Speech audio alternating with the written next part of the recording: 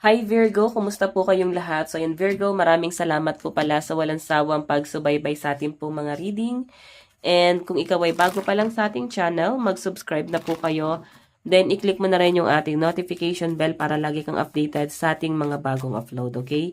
So guys, sa mga interested naman sa ating private reading ay nasa description box below lang po yung link ng Facebook ko. Message nyo lang po ako. So by the way, tignan natin yung monthly reading para sa inyo, Virgo, Sun, Moon, Rising, and Venus sign. Virgo, Sun, Moon, Rising, and Venus sign, overall energy. Ano po yung mga possible na ganap ngayong January 2026? Okay. Virgo, Sun, Moon, Rising, and Venus sign. Virgo. Virgo.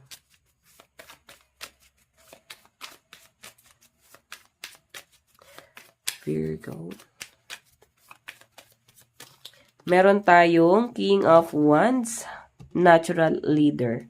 So, yung iba sa inyo guys, magiging active ka ulit, no? Ganun yung nakikita kong energy mo dito. And, parang mas, mas confident.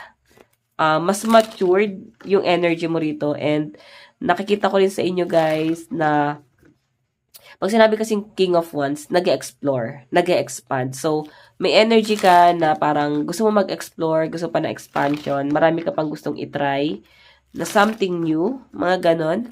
By the way, tignan pa natin. Okay. Virgo, Sun, Moon, Rising, and Venus sign. Overall energy. Parang nag-e-enjoy ka eh. Okay, masaya ka sa araw-araw. May inspirasyon or pwedeng may nagiging bagong hobby ka dito. Okay? And nakikita ko rin guys, ito kasing once is more on travel. So I think may mga plano rin kayo na magbiyahe. Meron tayo dito guys, ayan, hopeless, romantic, idealistic, King of Cups. So, may mga energy na parang magbubulag-bulagan, especially pagdating sa relationship. Pwedeng may mga tinatanggap na lang kayo dito Virgo or pwedeng aware kayo kung ano yung ganap doon sa connection nyo ng partner mo. Parang malawak yung pangunawa mo doon sa relationship yung dalawa, no? Kung ano man yung ugnayan na meron kayo, ang lawak ng pangunawa mo dito, no? Yung iba sa inyo guys dito na single, ayan, baka maging hopeless romantic ka dito. Okay? Or pwedeng ma-attach ka ng biglaan, no? Pwede may new person na paparating sa inyo at bigla ka mahulog sa taong yon.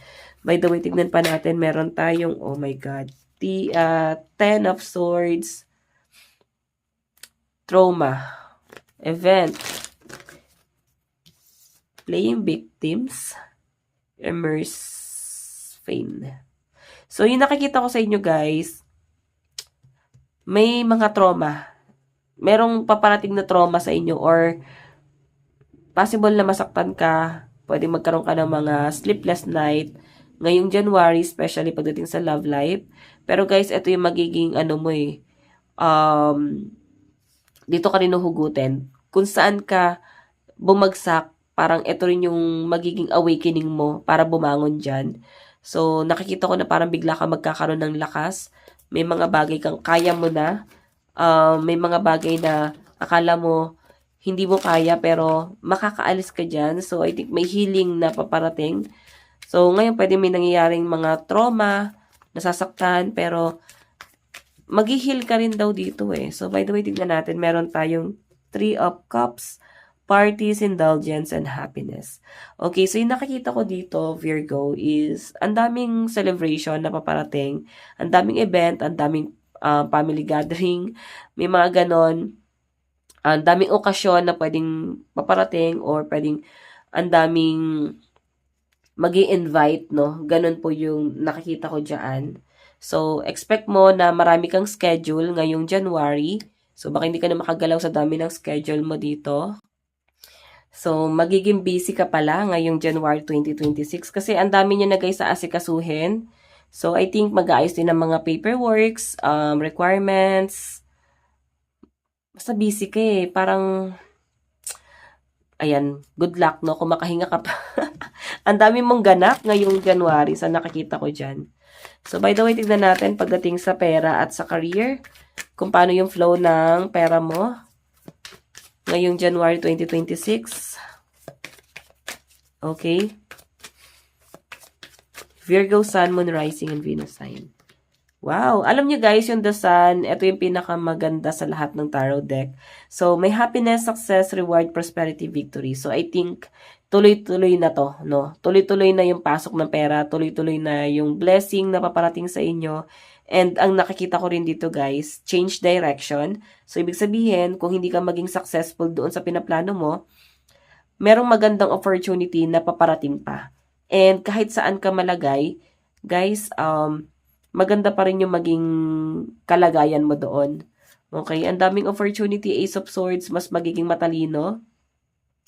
Virgo, no, mas magiging matalino, mas magiging madiskarte. Ganun po yung nakikita ko dito. And ang dami mo nagiging plano rito. Nakikita ko na parang klaro sa inyo kung ano yung gusto mong gawin.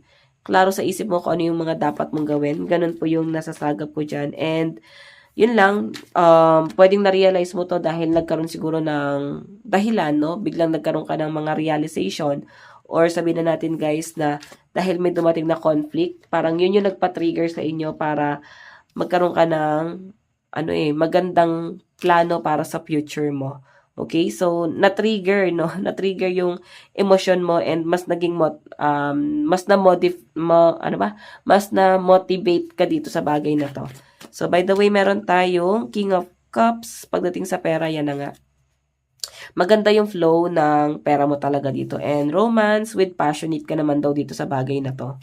Kumbaga, may mga bagay na hindi dahil napilitan ka lang, dahil gusto mo talaga tong bagay na to. Gustong-gusto mo talaga to. And overflowing yung value ng pera mo. Grabe, Virgo, no? Ang ganda ng pasok ng pera mo. Okay? So, pwede magkakaroon ka rin ng mga side hustle. Ayan, mas magiging madiskarte, mas magiging wise. Tignan naman natin guys, pagdating sa love life mo. Ayan, pagpasensyaan nyo na guys, yung pagkasalita ko, medyo masakit pa rin lalamunan ko. May ubo, sipon. Ayan, so by the way, pagdating sa love life, 2 of Pentacles, ayan, wag daw to, no? Wag daw yan. Tignan natin, pagdating sa love life ni Virgo ngayong January 2026, meron tayong Queen of Wands, creative passion, power, courage, firepower. So, ito naman guys, may na parang may pumupukaw ng attention mo. Kasi yung flower, yung sunflower, di ba, parang sumusunod yan sa araw. So, ibig sabihin, nasa spotlight yung taong yun. Napukaw niya yung attention mo, nakuha niya yung spotlight. Napapatingin ka sa taong to. So, I think nagkakaroon ka ng inspirasyon dito, Virgo. Or nasa spotlight ka dito. Rebirth, ending, higher calling, judgment, change, renewal. Meron tayong justice, fairness, court, balance, honesty, truth, law. So, may nakikita ko dito guys, balance pagdating sa relationship. So, kaya guys, ito change direction kasi yung judgment para iwas issue. No? Meron kang iiwasan ng mga issue rito. Kaya siguro may parang pa-segue energy ako nakikita dyan. Okay, ito naman guys, justice.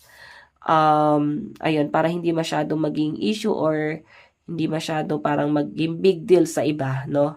Nakikita ko guys na magkakaroon ka ng balance pagdating sa relationship mo sa January 2026. So, by the way, advice sa'yo, meron tayong take a reality check. So, kailangan mag-focus ka pa rin daw guys sa reality. Ano yung totoong nangyayari?